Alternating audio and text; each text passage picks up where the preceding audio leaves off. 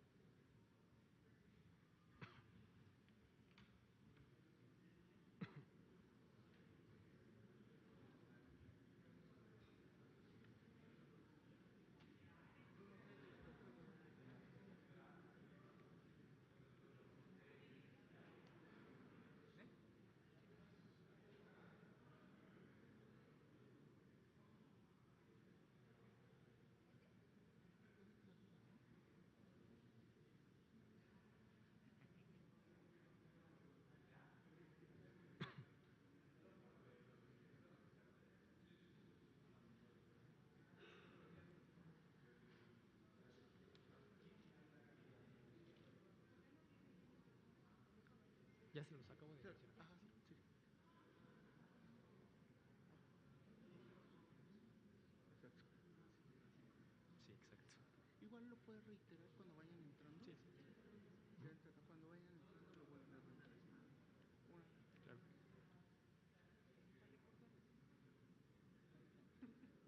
Que luego Sergio, Secretario.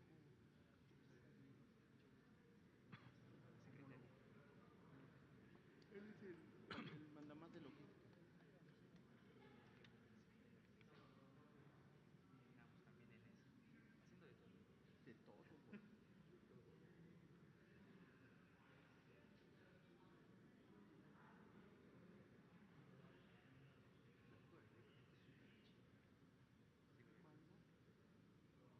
Ah, nomás le dije a... ¿Te pasaron a mí?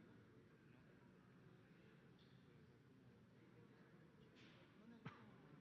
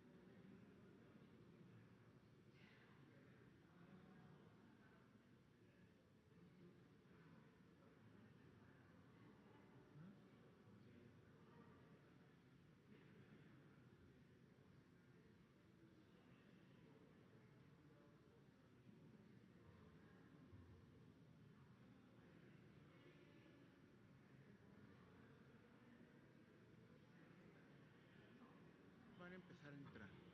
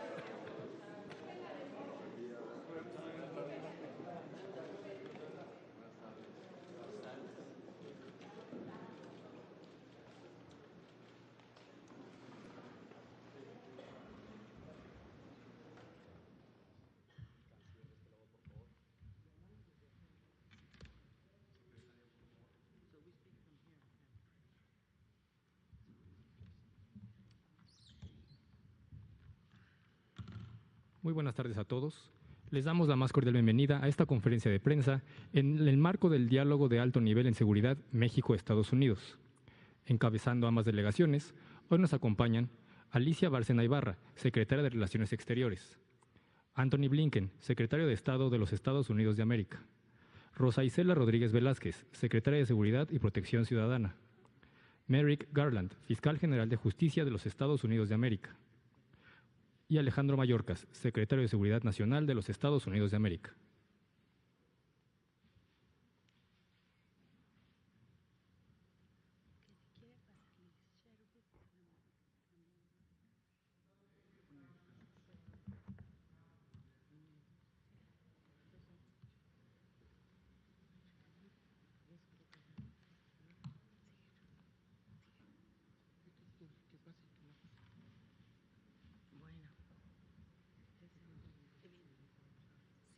Solicitamos la presencia en el Presidium de Elizabeth Sherwood Randall, directora de Seguridad Transfronteriza y asesora de la Seguridad Nacional de la Casa Blanca.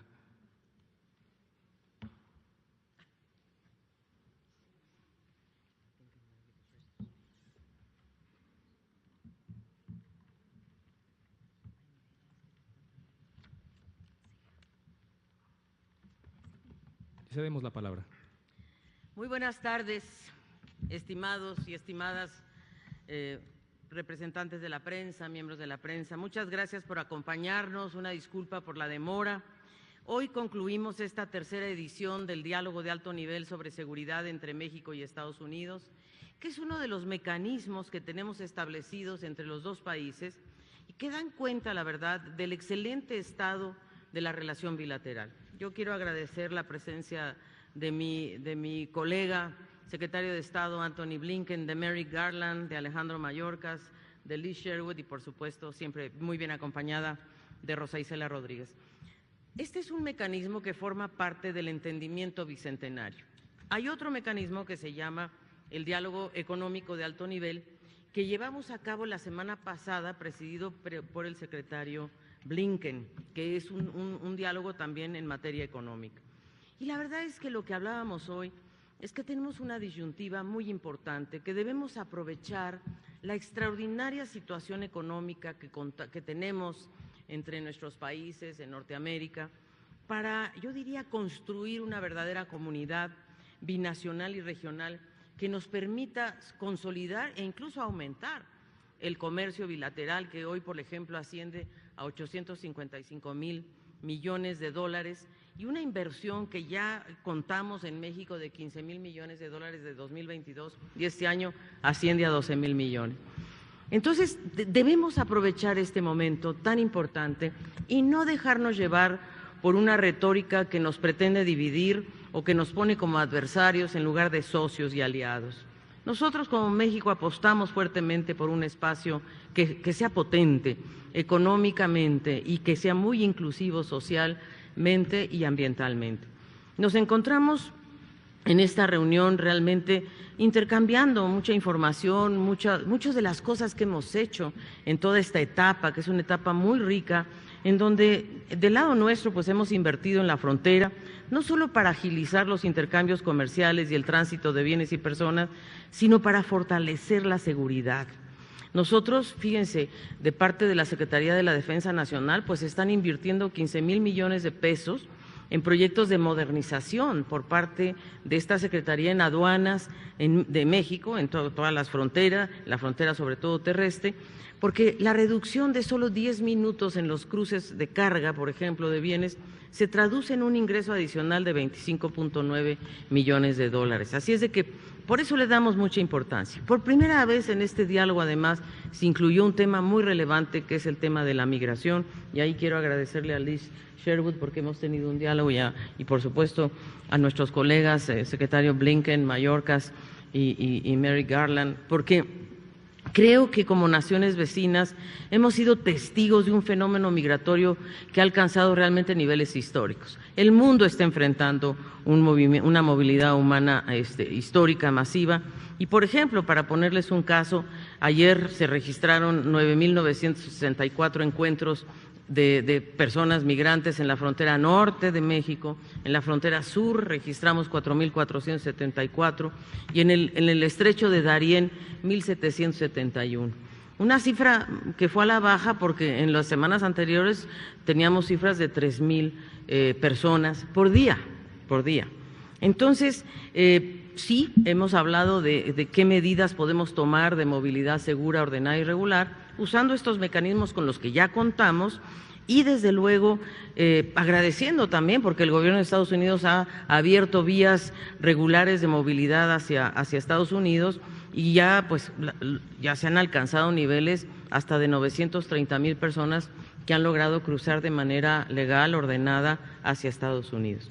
Nosotros, por supuesto, y el presidente Andrés Manuel López Obrador nos ha dado instrucciones precisas de mirar el fenómeno también desde la perspectiva del desarrollo y ver cómo podemos abordar las causas estructurales de esta migración desde varias ópticas, desde la desigualdad, la pobreza, la violencia y ver cómo podemos atender estos temas y sobre todo tomando en consideración que la migración que estamos viviendo viene del sur y por lo tanto él está muy interesado en convocar a 11 países que son, digamos, los de donde emigran la mayor cantidad de personas hacia México y hacia Estados Unidos para tener esta conversación sobre desarrollo y sobre acciones que podamos tomar. Así es de que nosotros vamos a seguir tomando acciones muy contundentes, incluyendo también algunos esfuerzos que ya tenemos en relación a retornos asistidos, coordinando además el desmantelamiento de redes de tráfico y trata de personas, que eso fue uno de los grandes temas que se abordaron aquí, y también nosotros hemos solicitado a Estados Unidos que considere seriamente también la situación de los millones de mexicanos migrantes en Estados Unidos que no han tenido la posibilidad de regularizarse, de ser y que siguen viviendo como personas indocumentadas. La verdad que en el tema de seguridad, que fue el tema central y que lo abordará nuestra querida secretaria Rosa Isela, creo que nos ha permitido avanzar en temas muy concretos. En uno de ellos, y yo quiero ser muy clara aquí, México quiere reafirmar su compromiso para colaborar en el tema del tráfico y consumo de drogas sintéticas, especialmente fentanilo. Y desde luego abordarlo desde todas las perspectivas, desde la producción, obviamente toda la cadena, desde los precursores, la producción, el tráfico y sobre todo el consumo desde una perspectiva de salud pública. Y hacerlo de una manera solidaria, humanista y desde luego nosotros estamos actuando al respecto con medidas de todo tipo y por supuesto con un enfoque de salud pública, qué duda cabe. Y somos parte de la coalición global contra las drogas sintéticas que estableció el secretario Blinken y lo hacemos con todas las acciones que está llevando México adelante, que son muchas, y de hecho hoy la Secretaría de Marina propuso algo muy importante y es cómo logramos integrar en esta coalición global un grupo que pueda dedicarse a una coalición internacional para el seguimiento y la trazabilidad de precursores químicos, no solamente de fentanilo, sino de todo tipo de drogas que puedan ser perjudiciales para la salud. Así es de que quiero agradecer en esta oportunidad también el combate que hemos logrado y el compromiso que tiene Estados Unidos por apoyarnos también en lo que se refiere al tráfico de armas y todavía sabemos que hay mucho por hacer en esa dirección. Hoy reconocemos nuestra relación, entendemos que somos socios, vecinos, amigos, que estamos destinados a resolver nuestros problemas de manera conjunta y tenemos entonces una oportunidad y muchos desafíos. Así es que esperamos que ustedes, los medios de comunicación, nos ayuden a avanzar en esta dirección. Muchísimas gracias y entonces le pediría a Anthony Blinken que nos brinde su mensaje inicial. Alicia, thank you so much to you, to all of our colleagues. We are grateful to be here today. We had a very productive day, and let me reflect a little bit on that. Actually, if you go back and look at the week that we've had, I think we've demonstrated the depth and breadth of our bilateral cooperation in virtually every area, from strengthening semiconductor supply chains, to stemming the flow of illicit firearms and synthetic drugs, to addressing the migration challenges that we're both facing, as is everyone else in the hemisphere. The presence of so many of us here in Mexico today and on this platform reflects the priority that the United States attaches to our relationship. I have to tell you, more than ever before in my 30 years of being engaged in foreign policy, the United States and Mexico are working together as partners in common purpose. But the scale and scope of the challenges that we face is also unprecedented. And I think today we reflected on both of those facts, the unprecedented partnership, but also the unprecedented challenges. 2 years ago, the United States and Mexico launched the bicentennial framework for security, public health, and safe communities. And in doing this, we acknowledged a shared responsibility as neighbors to enhance the safety, the security, the well-being of our people. We agreed to work as equal partners to tackle the challenges like illicit drugs, illegal firearms, human trafficking. And we committed to a comprehensive approach that includes bolstering the rule of law, fighting corruption, improving public health, and investing in broad-based economic opportunity. Today, we had an opportunity to both review the progress that we've made, which is real and substantial, but also identified areas where we can and must do more. We're advancing our efforts to address the synthetic drug crisis, as you heard Alicia discuss, which continues to devastate families on both sides of our border. You've heard me say this before, but fentanyl is the #1 killer of Americans aged 18 to 49. So we have an obligation to do everything in our power to combat the scourge. We're doing this together directly with Mexico. In March, U.S. and Mexican leaders in justice, law enforcement, public health met here in Mexico City to look for new ways to work together. For example, by better monitoring and tracing chemical precursors, by cooperating to dismantle clandestine drug labs, by sharing resources and best practices for treating addiction. And together, we engaged more than 50 representatives of the Mexican private sector, industries, from logistics to transportation to pharmaceuticals, to help identify illicit activity in their supply chains and stop the diversion of precursor chemicals. We're also working with partners around the world because this is a global challenge. Mexico is making key contributions to the 100-plus country global coalition that the United States launched this summer to address the synthetic drug threat. We continue to collaborate closely to pursue transnational criminal organizations by disrupting the flow of drugs, guns, money between our countries and working to take down these networks. We're deepening cooperation on investigations, on arrests, on prosecutions, on interdictions. Mexican authorities are submitting 40% more firearms trace requests to the United States than they were 6 years ago. And that enables law enforcement to stop gun trafficking at its source. Southbound firearm seizures in the United States have increased more than 65% since last year. And since last October, U.S. law enforcement has confiscated the equivalent of 279 million potentially fatal doses of fentanyl at our southwest border. And our Mexican partners are also seizing more drugs, thanks in part to the collaboration that we have, training, equipment, even canines that we've provided. We're taking steps to aid the most vulnerable, those most vulnerable to organized crime, training nearly 200 Mexican immigration officials to better screen, identify, and assist potential human trafficking victims. And as two of the 21 nations that have endorsed the Los Angeles Declaration on Migration and Protection, we are working to create the conditions for safe, orderly, humane migration.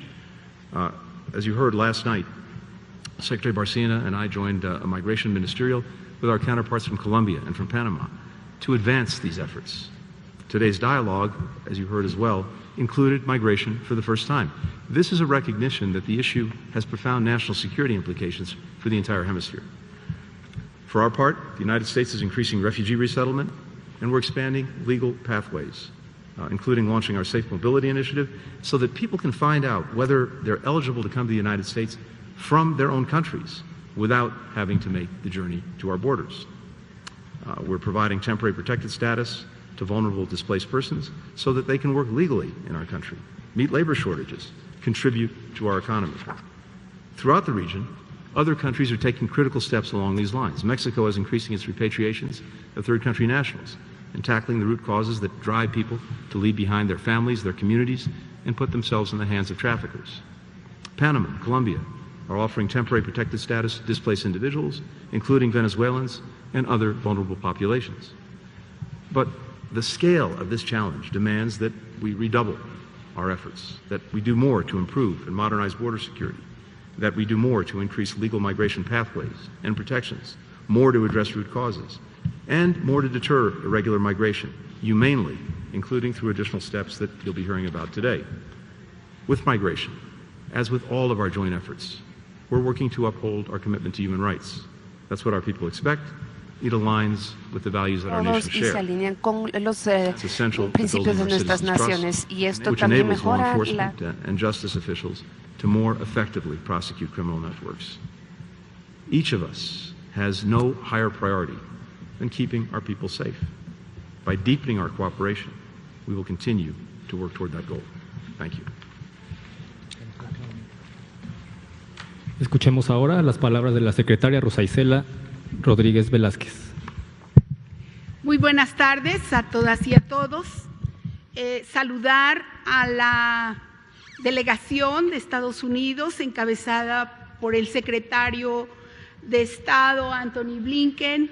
También saludar al fiscal Garland, al secretario Mayorkas y por supuesto a la enviada especial del presidente Biden, Liz Sherwood Randall, y es muy importante su presencia aquí, y puesto que somos, porque somos vecinos, somos socios y somos aliados.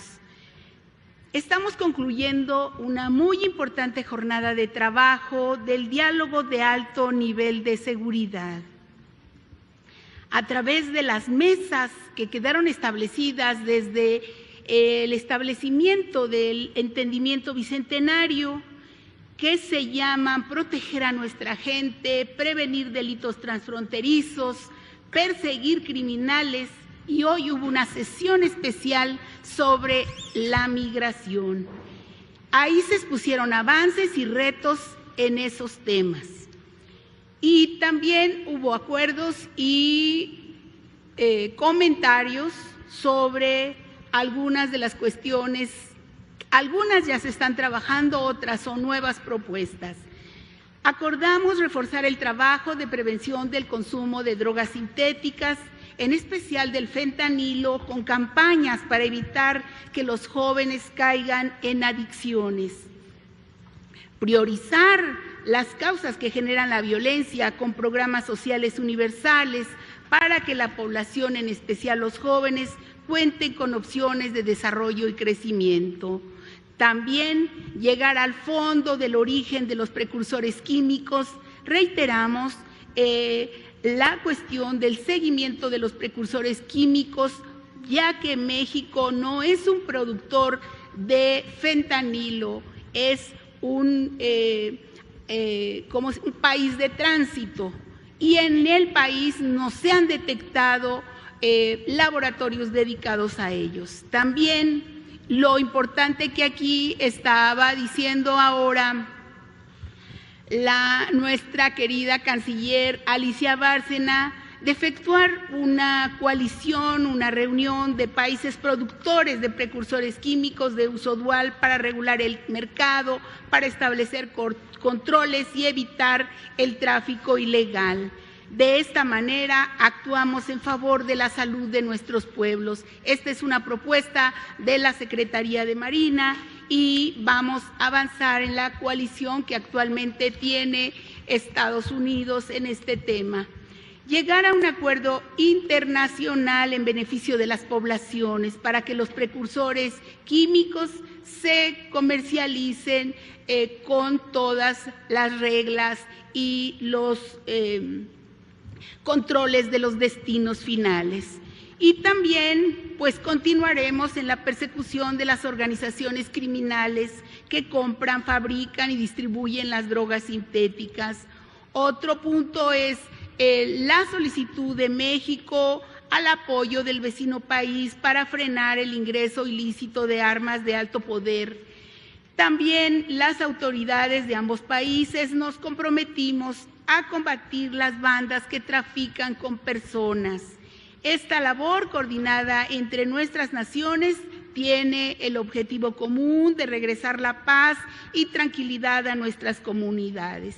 Y esto solo será posible si trabajamos unidos, porque somos más fuertes cuando estamos en alianza y podemos ser más eficientes en la solución de los problemas que nos son comunes. Eso sería. Gracias. Escuchemos ahora a Merrick Garland, fiscal general de justicia de los Estados Unidos de América. Good afternoon. I want to thank our government counterparts and our law enforcement counterparts for welcoming us to Mexico City. We are here today because the shared challenges the United States and Mexico are facing could not be more urgent. I'm here to represent the men and women of the United States Department of Justice who are working tirelessly on three core challenges that we discussed today: fentanyl, firearms trafficking, and human smuggling. First, we are taking on the dangerous drug trafficking cartels that are responsible for the deaths of both American and Mexican citizens. The fentanyl these cartels are producing and trafficking is the deadliest drug threat the United States has ever faced. To fight it, we are going after every link in the cartel's fentanyl trafficking networks at every stage and in every part of the world. That is why earlier this week I announced charges against 8 companies based in China and 12 of their executives for crimes relating to the production, distribution, and importation of fentanyl, other synthetic opioids, methamphetamines, and their precursor chemicals. We know that the global fentanyl supply chain, which ends with the death of Americans, often starts with chemical companies in China. Earlier this year, I announced charges against 23 Sinaloa cartel members, associates, and leaders for their role in running the largest, most violent, and most prolific fentanyl production and trafficking operation in the world. Just 3 weeks ago, Ovidio Guzman Lopez, a leader of the Sinaloa cartel and a son of El Chapo, was extradited from Mexico to the United States. He is one of more than a dozen cartel leaders we have indicted and who have been extradited to the United States. He will not be the last. We are grateful to our Mexican counterparts for that extradition.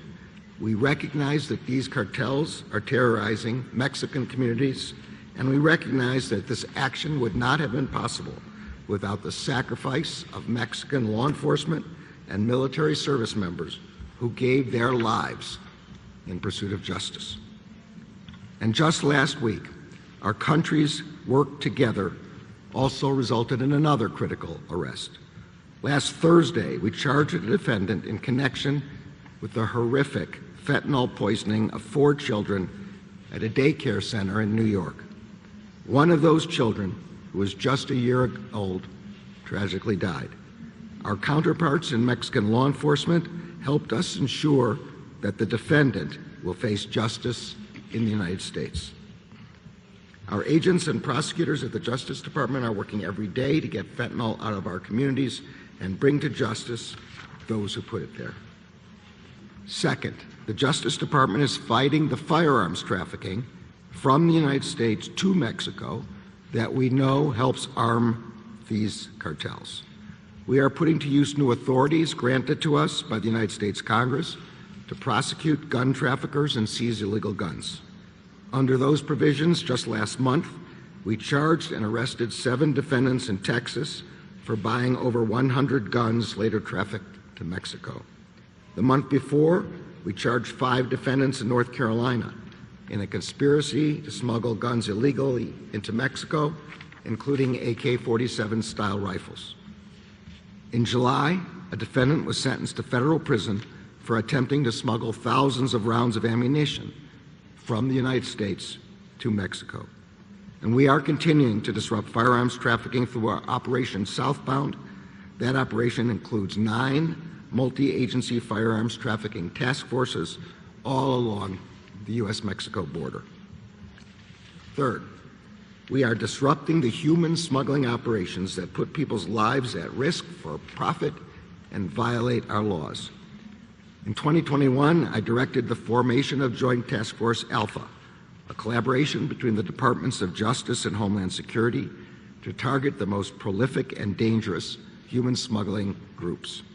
Since then, we have made over 260 domestic and international arrests and secured more than 150 convictions on human smuggling charges. All of us recognize that these challenges are of the utmost importance and urgency for the citizens of both of our countries. I look forward to intensifying our efforts to meet them. Thank you. Muchas gracias. Es el turno de Alejandro Mayorkas, Secretario de Seguridad Nacional de los Estados Unidos de América. Thank you and good afternoon. The United States and Mexico are close and strong partners. Secretary Blinken, Attorney General Garland, Homeland Security Advisor Sherwood Randall, and I, and our entire delegation, have joined Ambassador Salazar here in Mexico to reaffirm our commitment to that partnership. Together with the government of Mexico, we are working to disrupt and dismantle the human smuggling networks that prey on the vulnerable. Together, we are increasing our border and port security to facilitate lawful trade and travel and protect our people from dangerous contraband such as firearms and fentanyl. Together, we are working to ensure people throughout the region can live without fear of crime and violence. In our dialogue today, we spoke of the commitments we have made today, earlier today, and we also have spoken of the successes that we have achieved and upon which we will build. A few examples. In the area of arms trafficking, we are now going to be sharing with our Mexican partners a monthly report of the movement of firearms, the intended movement of firearms to the south, not only to track the progress of our interdiction efforts, but also to facilitate and advance our joint operations and investigations. With respect to firearms, Operation Without a Trace, over the past less than 12 months, our interdiction of firearms has increased more than 44%. We have seized 100% more than we did last year. With respect to our ports of entry, our gateways for economic prosperity, lawful trade and travel, we are harnessing technology to secure the people and goods who pass between our two countries in both directions. Just recently, we procured 7 mobile, non-intrusive inspection technology devices that will facilitate our two countries. With respect to fentanyl, about which my colleagues have spoken, since October 1 of last year, we have arrested 4,893 people. We have seized $15,201,981 in fentanyl-related properties. We have seized 44,915 pounds of fentanyl, and we have also seized 3,132 pill presses, the machines that are used in their manufacture, and we will not stop there. We are proud of the progress we have made, yet our continued progress will depend on our shared commitment to even greater collaboration between our two countries, as well as with our partners throughout the region. As we enter another year under the bicentennial framework, we are redoubling our efforts to meet the difficult challenges we together confront. In addition, as has been said earlier, for the first time, today's high-level security dialogue included migration as part of its agenda. Our two countries are being challenged by an unprecedented level of migration throughout our hemisphere. The United States is committed to continuing to work closely with Mexico as we implement the model that pairs the historic expansion of safe, orderly, and lawful pathways for migrants to come directly to the United States or elsewhere to obtain humanitarian relief outside the grip of the smugglers, with strict consequences for those who do not use those lawful means to enter our country. Those consequences include swift repatriation, the swift return of migrants, and a ban on their re-entry. Just today, the United States announced its agreement with the country of Venezuela to repatriate Venezuelan nationals who do not take advantage of the lawful pathways and instead arrive irregularly at our southern border and do not qualify for relief. The work we do together would not be possible without the close collaboration we enjoy with our partners in Mexico and with our colleagues throughout the 21 countries across the hemisphere who are party to the Los Angeles Declaration. We will continue this work together. I want to address today's reporting relating to a border wall and be absolutely clear. There is no new administration policy with respect to the border wall. Allow me to repeat that. There is no new administration policy with respect to the border wall. From day one, this administration has made clear that a border wall is not the answer. That remains our position, and our position has never wavered. The language in the Federal Register notice is being taken out of context, and it does not signify any change in policy whatsoever. The construction project reported today was appropriated, funded during the prior administration in 2019, and the law requires the government to use these funds for this purpose, which we announced earlier this year, in June to be precise. We have repeatedly asked Congress to rescind this money, but it has not done so, and we are compelled to follow the law. This administration believes that effective border security requires a smarter and more comprehensive approach, including state-of-the-art border surveillance technology and modernized ports of entry. We need Congress to give us the funds to implement these proven tools. Secretaries Barcena and Rodriguez and Attorney General Gertz, thank you for your partnership and for your hospitality today. I look forward to our continued work in the months and years ahead to keep our two countries and our entire region safe and secure for all. Thank you. Tiene la palabra Elizabeth Sherwood Randall, asesora de seguridad interna de la Casa Blanca. Thank you very much. I had not anticipated speaking. I'll begin first by thanking our hosts, President López Obrador, Secretary Alicia Barcena, and Secretary Rosa Isela Rodriguez. We value our partnership tremendously. I think our Secretary of State, Tony Blinken, has said this perfectly. Together, we are facing unprecedented challenges in the hemisphere and indeed in the world, and we are able to tackle these challenges together based on the unprecedented partnership that we have built between our two countries. And we are grateful for this partnership because we cannot solve these problems alone. We are stronger when we stand together. And as you have heard in the comments of my colleagues, our cabinet members here in Mexico and our cabinet members here in the United States, we are doing so much important work together on behalf of our people. We are working to enhance the health of our people. We are working to enhance the safety of our people, and we are working to enhance the security of our people. Those are our three fundamental responsibilities as public servants, and it is our privilege to be here in Mexico to work to advance those three goals together.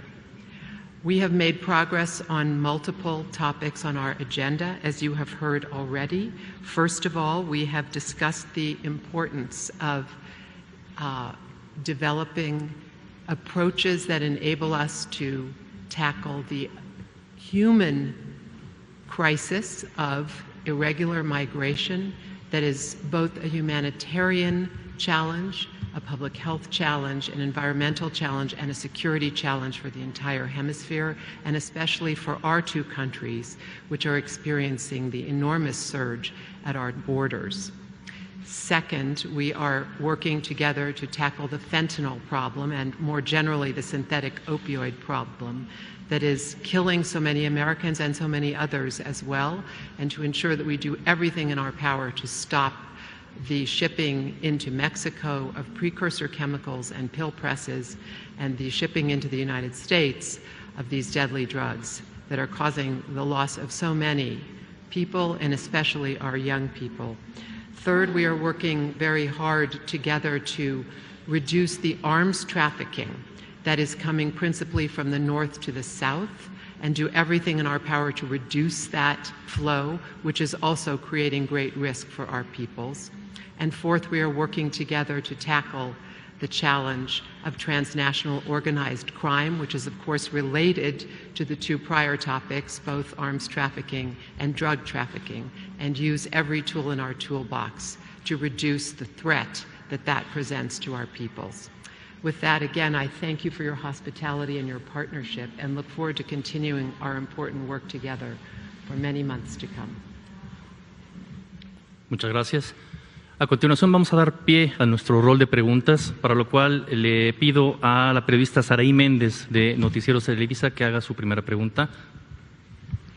Muchísimas gracias. Buenas tardes. Pregunta para la delegación mexicana. Ayer, horas antes de aterrizar en México, el secretario Mayorkas anunció una decisión ejecutiva del presidente Biden para ampliar la construcción, ya escuchábamos hace unos momentos, de porciones del muro fronterizo en el sur de Texas, algo que no había ocurrido desde el gobierno del presidente Trump. ¿Cuál es la postura del gobierno mexicano frente a la decisión de ampliar el muro? Y para una pregunta para la delegación estadounidense, por favor, ¿qué acciones concretas va a tomar el gobierno de Estados Unidos para detener el tráfico ilegal de armas a México y para sancionar a las empresas farmacéuticas, consultoras, instituciones financieras y médicas responsables de crear la epidemia de opioides en ese país? Gracias. Adelante, por favor. Bueno, muchísimas gracias por la pregunta y el interés. Desde luego que nosotros en el Gobierno de México estamos absolutamente renuentes y en contra de que haya muros. Hemos reconocido incluso el liderazgo del presidente Biden de no ampliar la construcción del muro fronterizo y creemos que eso es un gran acierto.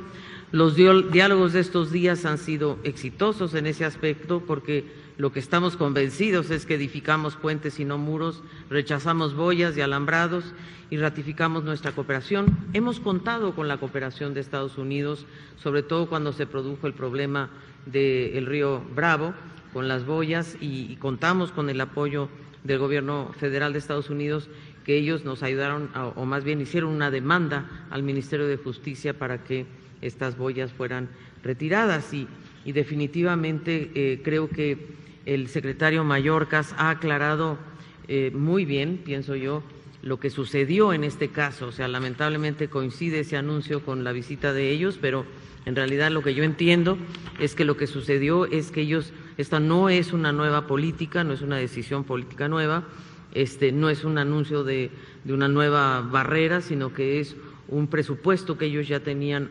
adjudicado y por lo tanto tienen que procesarlo, tienen que ejecutarlo y tengo entendido que no va a ser a través de muros, sino que va a ser a través de tecnologías, va a ser a través de otro tipo de instalaciones para poder detectar, para poder hacer más bien caminos y creo que eso es lo que el secretario Mayorkas nos ha hecho favor de aclarar, porque obviamente también nosotros le expresamos nuestra preocupación, como que no. Así es de que eso sería de mi parte, decirles que no estamos a favor de, para nada, creemos en los puentes y no en los muros. I am happy to repeat what I said earlier so that there is no lack of clarity. From day one, the policy of this administration has been that there will be no more wall construction. That remains our policy, and we have never wavered from it. The action that we took was action that we took in June that we memorialized recently in accordance with legal process. The action that we took, we had no choice. It was mandated by law. We requested that Congress rescind the direction. It did not do so. We, of course, must follow the law.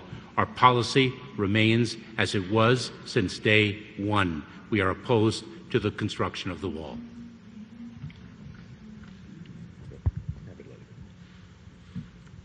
Okay. Yeah, I think, I'm sorry, you had the question about the sanctioning of those who are engaged in the trafficking of arms or also in the trafficking of chemical precursors for fentanyl and other synthetic opioids. And I think, as I think the Attorney General has already said, we are going after both and doing so very vigorously. You've seen in the United States an increased number of investigations, prosecutions, and interdictions of firearms heading south toward Mexico. Last year, we seized a record number of firearms, a record number of ammunition, but, and I'll turn to the Attorney General, we're also prosecuting those who are involved and trying to get to the source of this supply of weapons so that we can stop it. And that also goes to the work that we're doing directly with Mexico, the E-Trace program, where a gun that turns up in Mexico is then traced to its point of origin. That allows us to actually get at those who are sending the guns southward.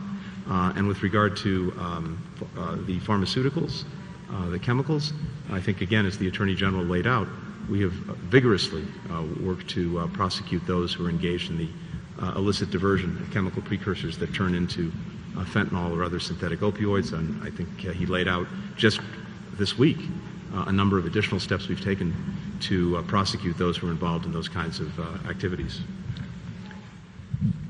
Let me just say, we in the United States well understand the dangers of the military-grade weapons that are being trafficked to Mexico. They are a serious danger to the United States and a serious danger to Mexico because they defend the cartels. So we will do everything in our power to stop the unlawful trafficking of weapons to the drug traffickers as part of our fight to break up every link of the chain of the drug traffickers. And along those chains, it begins with the precursor chemical companies in China. It goes into the Sinaloa and Jalisco cartels here in Mexico who are producing the fentanyl and trafficking it. It goes into the passage across our borders, and it goes into cartel-related trafficking organizations in the United States. And we are doing everything we can, together with our Mexican counterparts, to dismantle every stage of that distribution link. Muchas gracias. Para la siguiente pregunta, le solicitamos a Eileen Sullivan de The New York Times que tome el micrófono, por favor. Hi, thank you. I wanted to go back to the deportations for Venezuelans that you announced today. Could you explain what changed in the U.S.'s outlook about Venezuela? Is the country safer now to accept and repatriate their citizens? And has that changed diplomatically as well? Do you have different relations with them? Eileen, thank you very much. As you well know, and I will share with those who do not, that we granted temporary protected status to Venezuelan nationals who were in the United States as of, in other words, on or before July 31st of this year. We have made a determination that it is safe to return Venezuelan nationals who've arrived in the United States subsequent to July 31st and do not have a legal basis to remain here. And we have now successfully negotiated an agreement with the country of Venezuela to repatriate those Venezuelan nationals who have arrived subsequent to July 31st and do not have a basis to remain in the United States. We are a nation of immigrants, and we are a nation of laws. And Eileen, just to add a footnote to that, we have an ironclad commitment to provide protection for those who qualify. That remains paramount in everything we're doing. And by the way, we also look to all the other countries in the hemisphere to do the same thing, to make sure that they're making good on their own obligations. Safe, orderly, humane migration requires the ability to identify individuals and provide protection for those who qualify. Under the Los Angeles Declaration, the declaration agreed to by virtually all of the countries in our hemisphere at the last Summit of the Americas, we're charged with taking coordinated actions to try to stabilize flows, to expand regular pathways, to humanely manage all of our borders. Repatriations are a key piece to this balanced approach, and that's what we followed through with today. And I must say we remain grateful for the efforts of nations in the hemisphere to find ways to work together in dealing with historic mass migration. That is very much what we've been doing here in Mexico. It's what we were doing last night when we got together with our colleagues from Colombia and Panama. It's what Mexico will be doing later this month when it brings together some of the key countries in terms of countries of origin and countries of transit to work through, again, very practical steps that all of us need to take to manage the challenge of migration. Muchas gracias. A continuación, Arturo Páramo Rojas, periodista de Grupo Imagen. Muchas gracias, buenas tardes a todos. Para la delegación mexicana, hay no sé si una contradicción en lo que está comentando la secretaria Rosa Isela y lo que comenta el señor Garland, el señor Mayorkas, acerca de que hay precursores que son trasladados desde China hacia México para drogas sintéticas. La secretaria Rosa Isela nos comentaba ahorita que en México no se produce fentanilo. Sin embargo, la posición de la delegación de Estados Unidos es que estos precursores llegan a México, aquí se procesan en fentanilo y se envían a Estados Unidos. Quiero saber si hubo en algún momento una contradicción o no hay contradicción, o cómo se asume por parte de los dos equipos este proceso de la generación de las drogas sintéticas, en específico el fentanilo, porque pareciera que estamos hablando de cosas distintas. Y secretaria Rosa Isela, vimos que también que en la reunión estuvo el general Audumaro. Evidentemente hay un intercambio de inteligencia entre los dos países. Se ha hablado mucho en México acerca de cómo se tiene que garantizar la soberanía de los dos. Sin embargo, este intercambio de información se va a profundizar, será más acucioso, será más detallado para perseguir a los cárteles, el flujo de dinero y, por último, para la delegación de Estados Unidos, ¿se puso alguna meta para este tema del tráfico de armas de Estados Unidos hacia México, de cuánto incautar o a qué grupos atacar o cuánta gente se planea, no sé, detener, etcétera? Si se puso alguna meta física, alguna meta medible en esta exigencia del gobierno de México al gobierno de los Estados Unidos.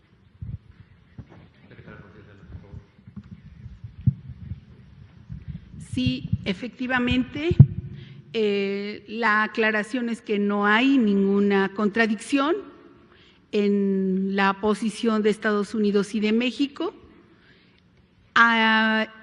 En México no se produce, insisto, precursores químicos. Esos precursores químicos vienen de Asia, en general de varios países. Y en México hay laboratorios, cocinas, en donde se producen, en la mayoría de los casos, metanfetamina.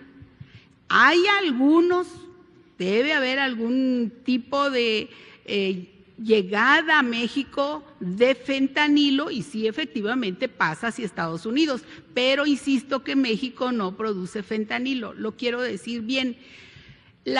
No voy a ir a detalles, pero la producción de fentanilo amerita una cuestión que es un laboratorio especial, digámoslo así, un laboratorio en forma.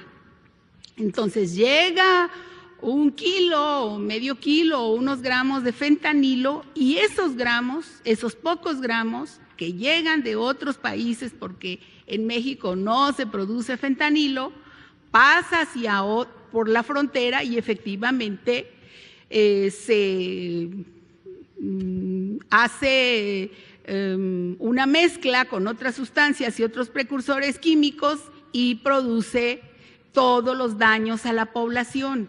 Entonces, quiero insistirlo en eso porque no hay un laboratorio en México que esté legalmente y diga que hay producción de fentanilo, y sí hay empresas en otros países de las cuales importamos fentanilo para usos médicos y se importa fentanilo por parte de los grupos delincuenciales. Entonces, no hay una contradicción. ¿Y cuál era la otra pregunta? Era el asunto de si hay alguna meta numérica por el combate al tráfico de armas desde Estados Unidos hacia México. Perdón, secretaria, aquí también quisiera hacer una acotación rapidísimo. ¿También hay algún compromiso con el gobierno de los Estados Unidos de extraditar a algún delincuente relacionado con el crimen organizado que esté encarcelado ya en México, detenido encarcelado, y se vaya a trasladar a los Estados Unidos a través de los mecanismos legales para ello? O si hay alguna exigencia también del gobierno de Estados Unidos para apresar a alguien en específico y llevarlo a Estados Unidos a través de una extradición.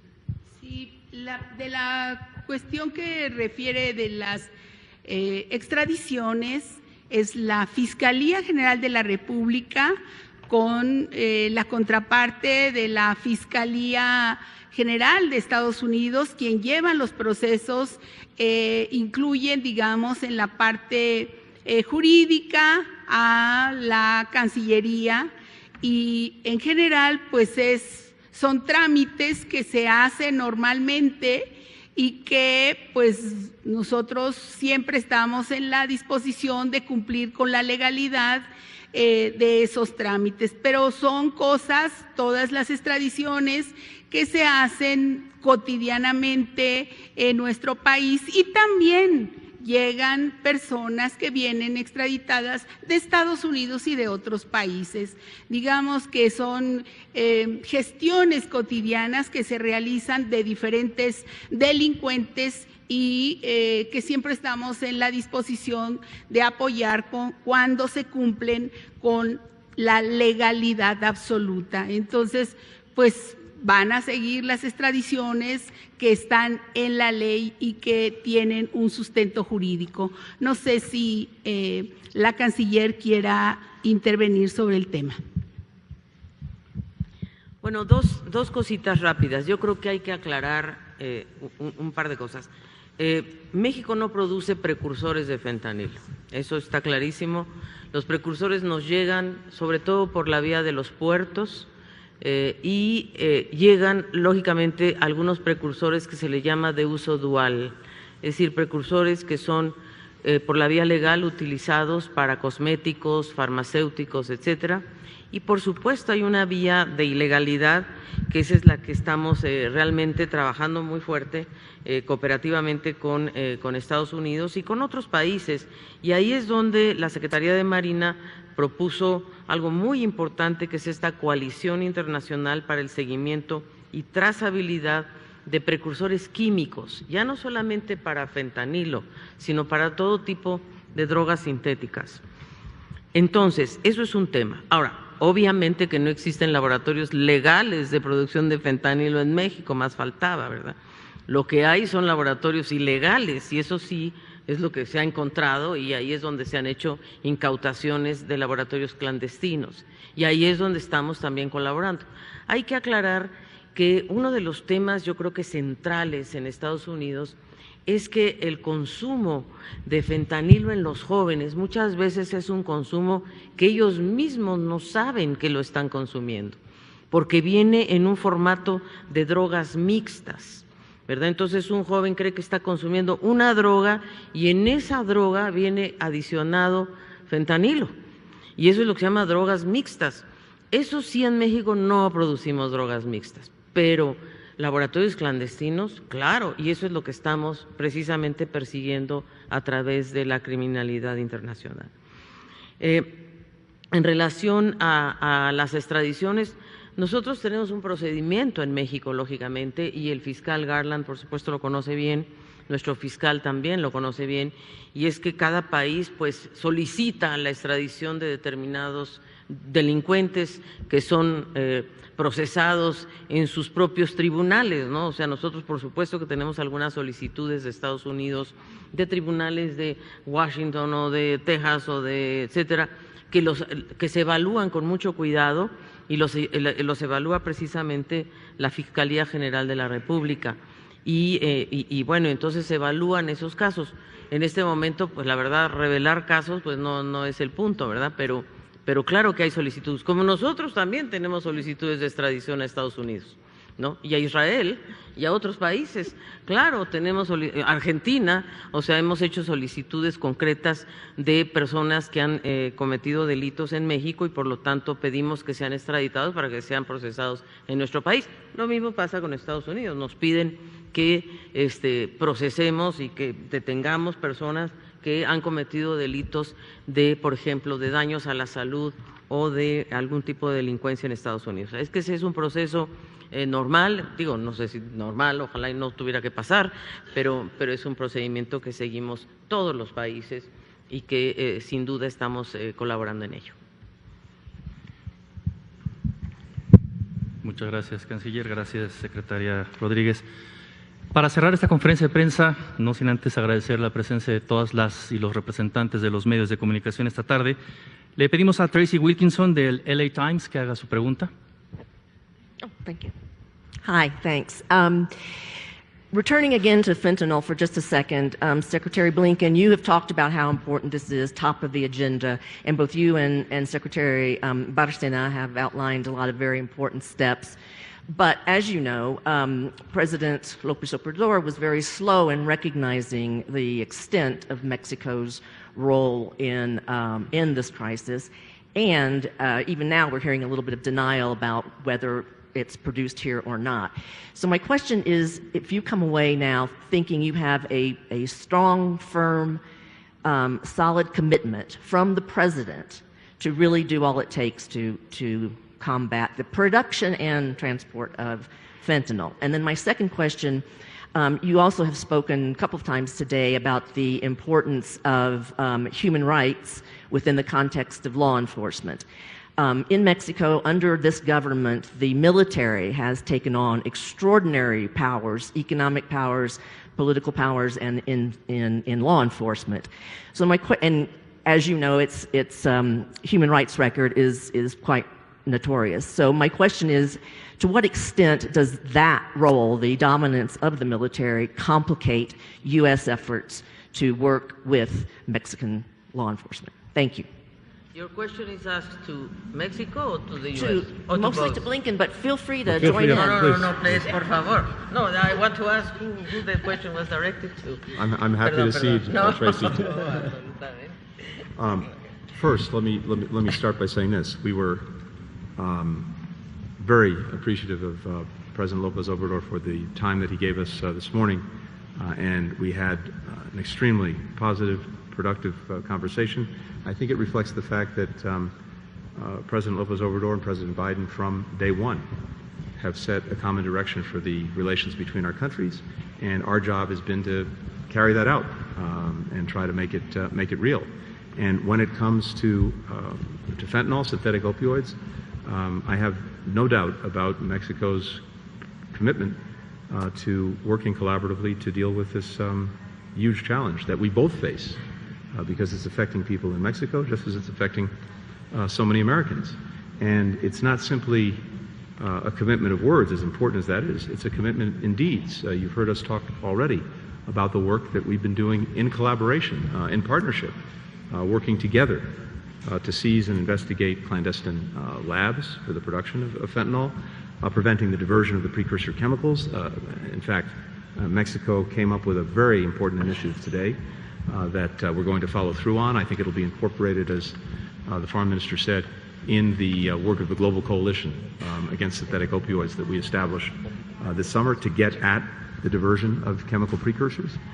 We were working just a few weeks ago with here in Mexico with our Canadian counterparts as part of the North American Leaders Summit, again on this question of how to effectively control chemical precursors, including by doing things collaboratively together on information sharing, on labeling, on having companies that are engaged in selling or transferring precursors know who their customers are. This is usually important because what tends to happen is a company may be engaged, as Alicia said, in absolutely legal trade of a chemical that's used for pharmaceutical purposes, and then it gets diverted to an entity that uses it for the production of a synthetic opioid. So the protocols that we're working to establish together and have a common standard with our 3 countries and then through the global coalition with countries around the world will help prevent the diversion. We've been already increasing information sharing among law enforcement on synthetic drugs and on precursors. And as you've heard already today, work that Mexico is doing to strengthen security at its ports, both maritime and land ports of entry, is very significant. 95% of the fentanyl that we're seizing that's coming into the United States is coming through legal ports of entry. So the work that we're doing together to strengthen security there, to strengthen screening, all of that's being done in close collaboration. And I think there's some steps that Mexico has announced recently, including expanding the criminal watch list to 69 new chemicals. That's very significant because we've seen how these particular chemicals are often diverted into illicit use. Revamping the import-export system. And by the way, Mexico is actually a leading country in the way that it very carefully works to regulate chemicals coming into Mexico. And as we've mentioned, seizing hundreds of tons of precursor chemicals, all of this under the administration of President López Obrador. So we have a very strong partner, and today we actually strengthened that partnership even more. With regard to the military, I think as we see it, the military is one of the most trusted institutions in Mexico. It's played a critical role, along with other law enforcement organizations, in dealing with organized crime, transnational criminal enterprises, drugs, arms trafficking. And as the Attorney General said just recently, with the extradition of a notorious criminal, they lost lives in bringing him to justice before he was extradited. We also did discuss today the importance in everything we do, whether it's the military, whether it's law enforcement, in all of our organizations, the imperative and the centrality of human rights, because first of all, it reflects the values that we share. Second, it's so important to make sure that we have and hold the trust of our citizens, and upholding and respecting human rights is critical to that. And those citizens and those communities are essential partners in actually advancing law enforcement and dealing with all of the challenges that we talked about, especially everything that goes with these criminal enterprises that are engaged in trafficking of one thing or another, guns, drugs, people. So I think there was a very important discussion of that today. And again, I think it reflects our common values and common commitments. Déjame agregar algo que debo responderte, porque hiciste 2 afirmaciones que quisiera diferir. En primer lugar, el presidente Andrés Manuel López Obrador nos ha dado una instrucción muy precisa, y es que apoyemos y colaboremos en todo lo que tiene que ver con la producción, el tráfico, el consumo de fentanilo. Entonces, no hay una negación de su parte. Lo que sí es verdad es que lo que más existe en México es metanfetaminas. Entonces, estamos enfrentando un problema distinto, sobre todo en lo que se refiere al consumo, ¿verdad? El consumo de fentanilo a México no ha llegado en las proporciones que ha llegado a Estados Unidos. Eso sí es una realidad, y eso es lo que el presidente afirma.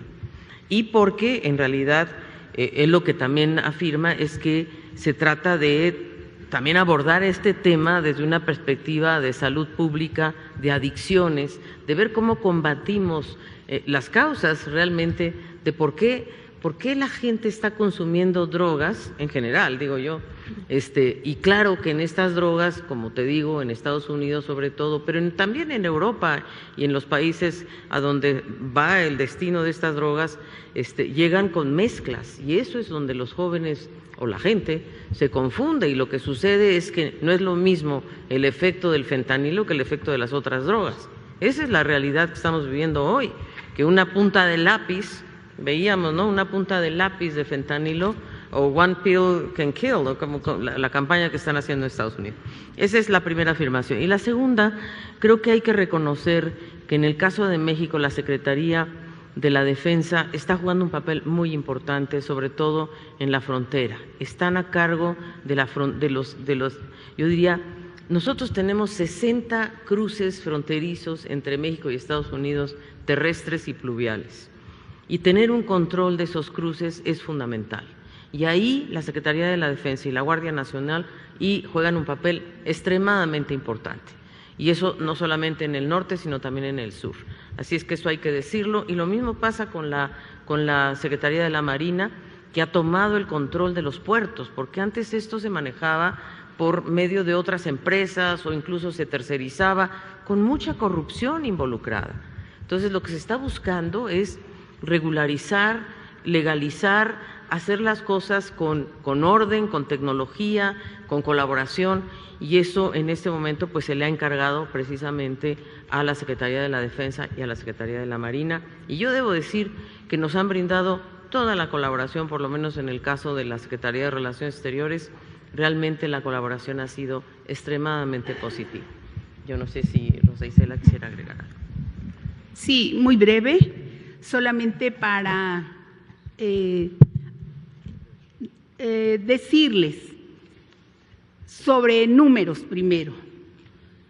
En esta administración se han decomisado 1.435.6 toneladas de precursores químicos y se han incautado, también decomisado, 470 toneladas de metanfetaminas.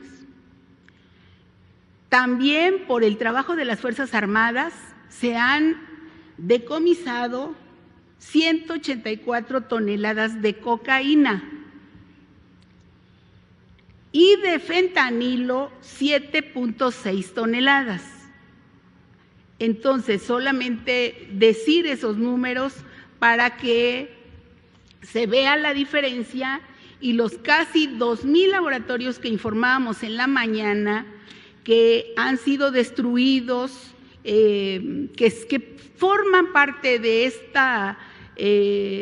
estos delitos que cometen los criminales que procesan este tipo de drogas.